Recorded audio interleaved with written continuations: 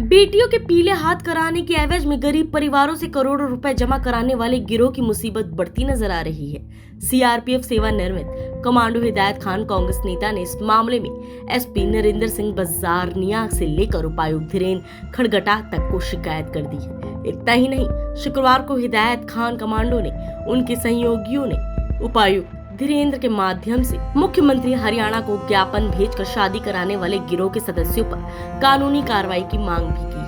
आपको बता दें कि हरियाणा के मेवात तथा राजस्थान के मेवात क्षेत्र में कुछ गिरोह काफी समय से गरीब लड़कियों की शादी कराने के एवज में लाखों रुपए जमा कराते हैं और फिर दहेज में से उस रकम के बदले डबल रकम का दहेज देने का लालच देकर बड़ी तादाद में लोगों को अपना शिकार बना रहे हैं। कुछ सफल शादियां कराने के बाद लोगों में इस गिरोह ने विश्वास जमाने की भरपूर कोशिश की, जिसके चलते उनके पास लोग अपनी बेटियों के हाथ पीले कराने के लिए लाइनों में लगकर रकम जमा कराने पहुंच गए। दावा है सैकड़ों करोड़ रुपए इनके पास जमा भी हो गए, लेकिन राजस्थान पुलिस में जैसे ही इस गिरोह की शिकायत हुई तो वहां पर मुकदमा दर्ज कर लिया गया। लेकिन हरियाणा में अभी भी गरीब लड़कियों की शादी का यह खेल जारी है। कांग्रेस नेता हिदायत ने जिले के दोनों आला अधिकारियों से इस गिरोह के सदस्यों पर मुकदमा दर्ज कर तत्परता से जांच कराने की मांग की है, ताकि दूध का दूध और पानी का पानी हो सके। हिदायत खान के मुताबिक इस गिरोह ने भोले भाले लोगों को अपने जाल में फंसाकर करोड़ों रुपए की ठगी की है। सबसे खास बात यह है कि अगर पता लगाया जाए कि यह रकम कितने लोगों ने जमा कराई है, क्या कहीं अन्य जगह से भी इनका कोई संबंध है, तो बड़ा खुलासा होने से इनकार नहीं किया जा सकता है।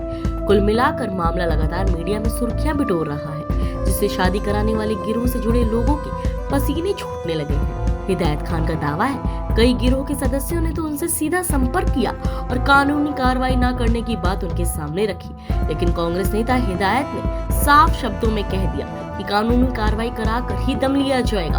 आपको बता दें, हरियाणा तथा राजस्थान के मेवात क्षेत्र में ऐसे सैकड़ों लोग हैं जिन्होंने अपनी बेटियों की शादी के लिए इन एजेंटों के पास रकम जमा कराए थे, लेकिन एजेंट रकम वापस लौटाने का झूठा प्रलोभन दे रहे हैं। मीडिया में मामला सुर्खियों में आने के बाद कुछ एजेंटों ने दहेज का आधा अधूरा सामान भी लोगों को दिया है, लेकिन अब बड़े पैमाने पर शिकायत होने के बाद ऐसे लोगों की मुश्किलें बढ़ने जा रही है। मामला तो यहाँ तक सामने आ रहा है कि इन गिरोह के साथ कुछ यूट्यूबर भी जुड़े हुए हैं, जो इनके द्वारा आयोजित कराई जाने वाली शादियों के प्रचार प्रसार में काफी समय से अहम भूमिका निभाते हुए नजर आ रहे हैं। कुल मिलाकर डीसी धीरेन्द्र तथा नरेंद्र बजारनिया एसपी ने मामले की गंभीरता को देखते हुए उचित कार्रवाई का भरोसा दिलाया है। मैं आपको बता दूं, आपके चैनल के माध्यम से शादियों के नाम पे फ्रॉड, एक बड़े लेवल पर घोटाला चल रहा है, जो कई हजार करोड़ का स्कैम है। अपने आप में बड़ा, मैं कहता हूं कि बहुत बड़ा घोटाला है और इसका बहुत जल्द पर्दाफाश होगा। प्रशासन से मैं परसों एसपी साहब से भी मिला, क्योंकि परसों साहब डीसी साहब मौजूद नहीं थे। मुझे अभी डीसी साहब को ज्ञापन दिया, मैंने डीसी साहब के मार्फत सीएम साहब को भेजा है और अभी मैं डीसी साहब से मिल के आया हूँ। ये मामला यही है जो राजस्थान से लेकर हरियाणा तक फैला हुआ है। हरियाणा में भी 5-6 गिरोह सक्रिय हैं। ये शादियों के नाम पे बड़े लेवल पे एक मामला चल रहा है। हमारे पास 4 कंप्लेनेंट पहुंचे थे, 2 सैकुल के खिलाफ जो राजस्थान के जो बड़े एजेंट थे, और 2 इसके मौलाना अरशद के खिलाफ 2 कंप्लेनेंट पहुंचे थे, कयूम नाम के और मुबारिक नाम के, और दोनों ही जिनका हमारा यह नूह जिला लगता है, तो वो हमारे कमांडो कार्यालय पहुंचे। तो उनसे पता चला कि उनके साथ भी इस तरह का फ्रॉड हुआ है। उनके पैसे जमा कर लिए, उनको सामान नहीं दिया गया, बेटी की शादी है। तो ठीक, डीसी साहब से मिले हैं, क्या भरोसा मिला है? डीसी साहब ने कहा कि बिल्कुल इस पे बड़े लेवल पर हमारी जांच है, इस पे हमारी नजर बनी हुई है और ये हमारे नजर में है, और बिल्कुल इस पे बड़े लेवल पे कार्रवाई हम करेंगे, बहुत जल्द इस पे कार्रवाई करेंगे। और जितने भी शिकायत करता है वो फौरन इनके खिलाफ एफआईआर दर्ज कराएं और जितना जल्दी हो सके दर्ज कराएं। और मैं लोगों से भी अपील करता हूं कि भाई शिकायत करता हमसे कमांडो टीम से आके मिल सकते हैं। जिनका भी हरियाणा के अंदर किसी भी एजेंट ने, किसी गिरोह ने पैसा जमा कर लिया और सामान नहीं दिया है या पैसा नहीं मिला, वो फौरन आए और मुकदमा दर्ज कराए अपने अपने थानों में। अरशद जो मौलाना है, आपको लेकर एक वीडियो जारी की है उन्होंने, उस वीडियो को लेकर आप क्या कहना चाहिए? उस वीडियो को मैं ये कहना चाहता हूं कि अब वो सफाई दे रहा है कि मैं एक एक आदमी का पैसा चुकाऊंगा, सबकी शादी कराऊंगा, सबको पैसा दूंगा। तो मैं यही कहना चाहता हूं कि उसके गुमराही में ना आए, आप मुकदमा दर्ज कराएं, तभी जाकर ये पैसा मिलेगा। अदरवाइज ये लोग फिर रास्ता कोई नया खोज लेंगे। आपको फौरन सभी जितने शिकायत करता है, जितने पीड़ित है, फौरन मुकदमा दर्ज कराएं, तब जाकर इनका पैसा भी मिलेगा। आगे इनकी शादियों का सामान भी, जो भी कुछ ऐसा कुछ होगा तो उसका मिल पाएगा। नहीं तो ये लोग कहीं भी फरार हो सकते हैं, भाग सकते हैं। वीडियो तो कहीं से भी कोई बना सकता है। इनको आमने सामने आके मिलना चाहिए और शिकायत करता हूं कि शिकायत दूर करनी चाहिए। ईद के बाद एक बड़ा खुलासा बड़ा बवाल यहाँ पे देखने को मिल सकता है। अगर बेटियों के सामान का दहेज जो नहीं मिला तो क्या कहना है इसके? बिल्कुल, रमजान की वजह से लोग शांत है, इसीलिए लोग सड़कों पे नहीं है, कहीं ना कहीं लोग परेशान है। ईद के बाद बड़े लेवल पर बिल्कुल हम एसडीएम से परमिशन लेकर बड़े लेवल पर पूरे शिकायतकर्ताओं के साथ मैं संघर्ष करूंगा और एक एक शिकायतकर्ता के पैसे दिलाने की हम लोग कोशिश करेंगे। और आवाम से भी अपील करते हैं कि जिम्मेदार लोग आगे आओ और इस तरह के स्कैम को ना चलने दें, क्योंकि ये मौलानाओं के नाम पे एक बड़े भेड़िए के रूप में आदमी घूम रहा है। मैं बड़े उलेमाओं से गुजारिश करता हूं, क्योंकि हम तो जाहिल हैं, हम अनपढ़ लोग हैं, हमें इतने बड़े आलिम नहीं है, हम इसके बारे में बयान तो नहीं दे सकते इस चीज को लेकर, उलेमा को लेकर। लेकिन मैं अपील करता हूं जिम्मेदार लोगों से, चाहे हमारे मौलाना राशिद मील खेड़ा साहब है, चाहे मुफ्ती जाहिद साहब है, बड़े उलेमाओं से मैं आपसे कहता हूं, मीडिया से गुजारिश करता हूं, आप बड़े आलिमों पे जाओ और इसके बारे में पता करो ये उलेमा है या नहीं है, ये आलिम है कि नहीं है। मुझे नहीं लगता कि आलिम ऐसा नहीं कर सकता। और ऊपर से रमजान का महीना, सवाल ही पैदा नहीं उठता है, जाहिल भी नहीं कर सकता। आखिर ये लोग किस रूप में, किस भेड़िए के रूप में घूम रहे हैं, इनके खिलाफ सख्त कार्रवाई होनी चाहिए। गरीब इलाका है, अपनी बहन बेटियों की शादी यानी कि जो बेटियां हैं उनके पीले हाथ करने में बड़े असमर्थ होते थे।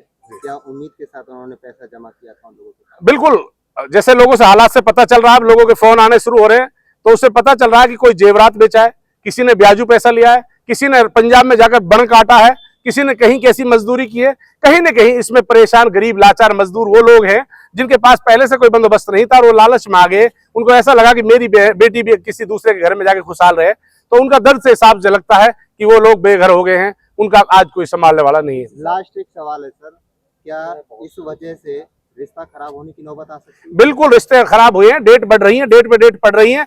ऐसा भी एक वाकयात आया, उस लड़के ने कहा कि रिश्ता हमारी बहन का बिगड़ गया, लेकिन सामान का वादा किया है, सिर्फ सामान की वजह से हम कंप्लेंट नहीं दर्ज करा रहे हैं। अभी एक दो बंदे और भी आए थे खेड़ा गांव से, तो उन्होंने कहा कि हमारी बहन का भी रिश्ता बिगड़ गया। तो ऐसे केस बहुत हो रहे हैं, क्योंकि समय पे बारात तय कर दी जाती है और इनकी तय के अनुसार ही वो सामान के ऊपर बात होती है, फिर ये लोग नखरे करने शुरू हो जाते हैं, उनके रिश्ते बिगड़ जाते हैं। बड़े हालात और जलालत फैल रही है बहन बेटियों की। क्या अपील करना चाहेंगे इस तरह के लालच में लोग ना फंसे? बिल्कुल, मैं आपके चैनलों के माध्यम से जितने भी प्रेस के साथी है, मैं अपील करना चाहता हूँ, हाथ जोड़ के गुजारिश करना चाहता हूँ, मेहनत कर लो, मजदूरी कर लो, अपनी बेटी को जरूरी नहीं इतना दहेज दो। आपकी बेटी एक जोड़ी कपड़े पहन के चली जाए, लेकिन इज्जत से चली जाए, वो ज्यादा बेहतर है। आप इस कच्चे लालच में ना पड़े, ये बहुत बड़ा एक लालच का धोखा है और इसमें आप लोग बर्बाद हो जाओगे। इस लालच से आप बचे। कितने इलाके के लोग हैं और कितना पैसा जमा हो सकता है इलाके का? करीबन उनके जैसे फोन के द्वारा माध्यम से पता चला है कि एक नायब नाम के मौलाना का फोन मेरे पास आता है, बोला मैं नायब मौलाना बोल रहा हूँ, कमांडो साहब मेरे खिलाफ एप्लीकेशन नहीं दी, मैं तो सबके सामान दे रहा हूँ। तो उसने फिर तारीफ की खुद ही अपने आप में, उसने कहा फोन में, मेरे पास रिकॉर्डिंग है, कि हम 4000 शादियां करा चुके हैं। आप सोचिए, जो आदमी कह रहा मैं 4000 करा चुका हूँ, 4000 एवरेजन आप लगा लीजिए, एक आदमी से 1-1.5 लाख रुपए लिया जाता है, 1.5 लाख, तो 4000 का आप 1.5 लाख से इंटू कर लीजिए, कितने हजार करोड़ का घोटाला है। तो उतना तो वो लोग एक्सेप्ट कर रहे हैं। अब कितने हजार फाइल जमा है, तो मैं मानना है कि राजस्थान हरियाणा से लेकर मेवात तक मुझे लगता है 20-30 हजार फाइलें कम से कम 20 जमा है, जिनका पैसा बकाया है और एक बड़ा घोटाला है। फौरन इनका पैसा दिलाना चाहिए और प्रशासन को संज्ञान में लेना चाहिए और मुख्यमंत्री को बड़ा एक्शन करना चाहिए। और यह भी अपील करता हूं आपके चैनल के माध्यम से कि जैसे जैसे एफआईआर दर्ज होंगी, हम चाहते हैं इस पे ईडी की कार्रवाई हो, सीबीआई की बड़ी रेड हो, क्योंकि नगद पैसा, इतना केस पैसा इकट्ठा मिलना बड़े आराम से मिलेगा। क्योंकि अभी मेरे पास फोन आ रहा था किसी का, बर्तन वाले का, बोला 2.5 करोड़ रुपए हमारा बाकी है बर्तन का। आप बताइए, एक बर्तन वाले का 2.5 करोड़ बाकी है, तो सोचो उससे कितने करोड़ का सामान लिया होगा। तो साथियों, ऐसे इसके लिए बड़े लेवल पर सीबीआई और ईडी के लेवल पर आज जांच होना जरूरी है। ये मेवात को बर्बाद कर देगा। आप सोचिए, इतने हजार करोड़ों से मेवात में यूनिवर्सिटी बनाई जा सकती थी, सैकड़ों स्कूल बनाए जा सकते थे, मेवात को आगे तरक्की की तरफ ले जाया जा सकता है। इतने बड़े लेवल का घोटाला हुआ है, इस पर बड़े लेवल पर कार्रवाई हो, लड़ाई जारी रहेगी, अंतिम क्षण तक हमारी लड़ाई जारी रहेगी, जब तक इनके खिलाफ मुकदमा दर्ज सलाखों के पीछे ना पहुंचे, गरीबों को पैसा ना मिल जाए। हर खबर अपने मोबाइल पर पाने के लिए सब्सक्राइब कीजिए न्यूज़ 20 गुरुग्राम को। न्यूज़ चैनल की लेटेस्ट अपडेट पाने के लिए बेल आइकन को जरूर दबाएं।